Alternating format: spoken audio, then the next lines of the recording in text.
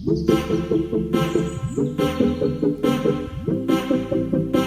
दोस्तों, मैं अमरदीप कादियान। नमस्ते, प्रणाम, सलाम वालेकुम, सत श्री अकाल, जय मसीह की, राम राम जी, जय माता की। दोस्तों, आपका स्वागत है मेरे यूट्यूब चैनल डिसेंट एडवाइस में। दोस्तों, आज हम बात करेंगे कि जैसे आपको पता है आज 3 दिसंबर है। आज माननीय सुप्रीम कोर्ट में मोराटोरियम के रिगार्डिंग केस गया हुआ था। आज की तारीख लगी हुई थी, पहले तारीख लगी थी 2 तारीख लगी थी, उसके बाद 3 तारीख लगी थी माननीय सुप्रीम कोर्ट के आदेश से। माननीय सुप्रीम कोर्ट में जो न्यायमूर्ति हैं मिस्टर अशोक भूषण जी, उनकी बेंच के द्वारा आज सुनवाई की जानी थी। बेंच किसको कहते हैं? बहुत से आदमी मुझे ये पूछते हैं बेंच किसको कहते हैं। 2 या 2 से अधिक जज जब किसी ऐसे केस पे फैसला देते हैं जिसके साथ करोड़ों आदमी जुड़े हुए हों, 2 या 2 से अधिक जज जिस केस पे फैसला देते हैं, जो 2 या 2 से अधिक जज जब इकट्ठे बैठ के एक मत होकर फैसला देते हैं तो उन जजों की जो एक मत जज होंगे वो उसको बोलते हैं बेंच। तो वहां पे याचिका जो लगी हुई थी, आपको पता है 17 अलग अलग पार्टी ने इसके खिलाफ केस करा हुआ था और इधर से रिजर्व बैंक अपना पक्ष रख रहा है। तो ऐसे चलते चलते, क्योंकि आज फाइनल डिसीजन आने की लोग पलक बावड़े बिछाए बैठे थे।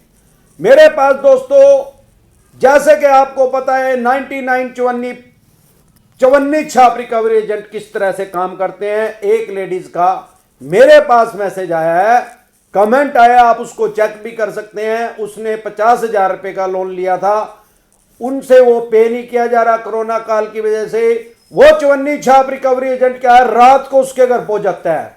रात को उन्होंने बड़ा डिसेंट तरीके से बात करके उसको भेजा, सुबह फिर पहुंच गया उनके उठने से पहले। लेडीज ने दरवाजा खोला, वो नाइटे में थे क्योंकि वो अभी उठे नहीं थे। फिर वो उनसे बदतमीजी से बात की, फिर उन्होंने अपना उसको रिक्वेस्ट की, तो जाते जाते कहने लगा, भाई मुझे अपने बॉस को दिखानी है, मुझे आपके साथ एक सेल्फी लेनी है। एक सेल्फी ली उस लेडीज के साथ और वो वहां से चला गया। उस लेडीज ने मेरे से कमेंट करके पूछा मैं क्या करूं। मैंने कहा इसकी सीधी पुलिस में कंप्लेंट करो। यार, उसकी औरत की कोई इज्जत नहीं है क्या? 50,000 रुपए आपने लेने तो क्या करोगे? मैं हर बार कहता हूं ये 54 छाप रिकवरी एजेंट इस तरीके से काम में काबू में नहीं आएंगे। माननीय सुप्रीम कोर्ट में मोराटोरियम पे फैसला आ नहीं रहा। आज भी माननीय सुप्रीम कोर्ट ने अब 8 तारीख लगा दी है, अब 8 दिसंबर पे चली गई है। मुझे नहीं लगता कि इसमें मोराटोरियम लोगों को मिलेगा। मोराटोरियम मिलेगा नहीं मिलेगा वो तो बाद की बात है। सबसे पहले इन 54 छाप रिकवरी एजेंटों के ऊपर रोक लगाओ। इन्होंने लोगों का खून पी लिया है। मैं हर बार कहता हूं मैं आंदोलन कर रहा हूं, उससे एक आंदोलन कर रहा हूं, पहले ऑनलाइन लोगों को जोड़ रहा हूं, फिर ऑफलाइन लोगों को जोड़ूंगा। जब तक आप आवाज नहीं उठाओगे आपकी कोई सुनने वाला नहीं है। एक एक आदमी आवाज उठाता रहेगा, उससे कुछ नहीं होगा। हमें संगठित होना पड़ेगा। जब तक हम संगठित नहीं होंगे तब तक कुछ नहीं हो सकता।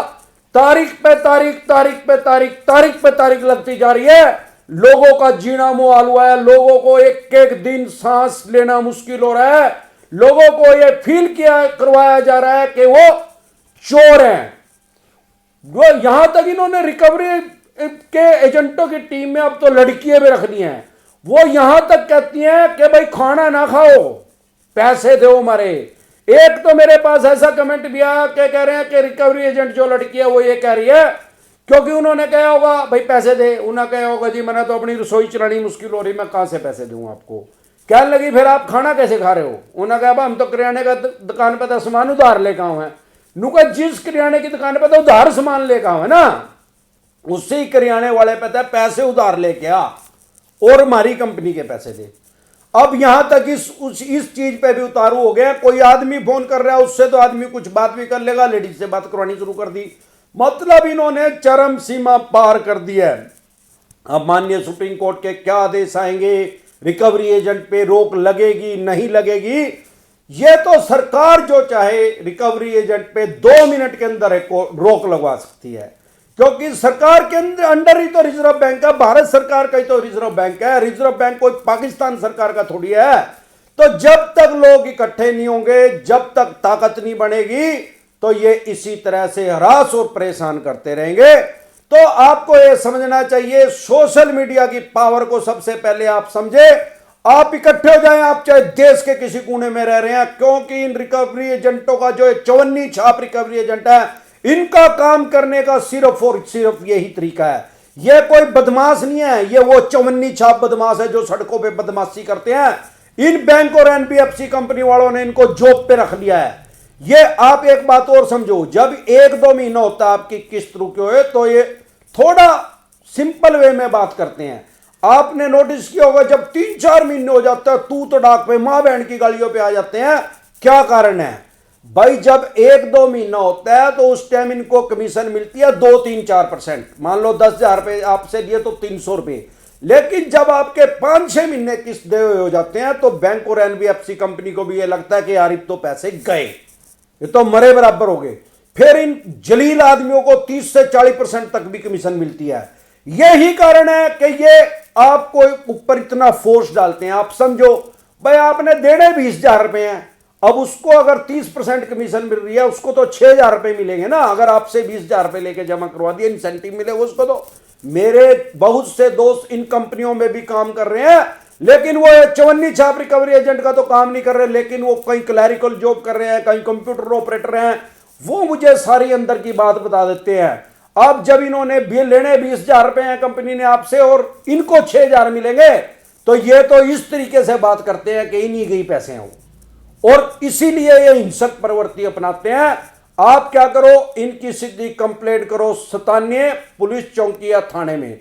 मेरे देखने और सुनने में यह भी आया कि आम जो पुलिस वाले होते हैं वो कंप्लेंट लिख ही नहीं रहे हैं। वो कह रहे हैं भाई तूने लोन ले रखा, दे दे इसका, ये रिकवरी एजेंट क्या करने आएगा। रिकवरी एजेंट के पास राइट्स जो हैं, तो आपके राइट्स खत्म नहीं हुए हैं। रिकवरी एजेंट के अलग राइट्स हैं, आपके अलग राइट्स हैं। इस टॉपिक पे मैं ऑलरेडी एक वीडियो बना चुका हूं, आप उसको देखें। मेरे साथ जुड़े, मेरी फेसबुक आईडी है अमरदीप कादियान के नाम से, मेरा फेसबुक पेज है डिसेंट एडवाइस के नाम से। जब तक हम इन चवन्नी छाप रिकवरी एजेंटों को पीछे नहीं हटाएंगे, और दूसरी मेरी डिमांड भारत सरकार से रहेगी कि ये जो प्लंटी और बाउंस चार्जेस इतने ज्यादा लगाए जा रहे हैं, इसको रोका जाए। ठीक है, 1 महीने में 1 बार बाउंस चार्जेस लगा लो, ये नहीं कि 1 महीने में 15 बार बाउंस चार्जेस। ओ यार 12,000 रुपए तो दे नहीं रहे, प्लंटी और बाउंस चार्जेस लगता 18,000 और लगे 30,000 रुपए। अब 30,000 रुपए कहां से देंगे भाई साहब? इस तरीके से लोग मर रहे हैं। माननीय सुप्रीम कोर्ट ने आज फिर 8 तारीख लगा दी है। अब आप समझो कि किस तरह से काम चलेगा। तो आज के लिए बस इतना ही, कल फिर मिलते हैं। तब तक के लिए आप इस वीडियो को दबा के शेयर करें। नमस्कार।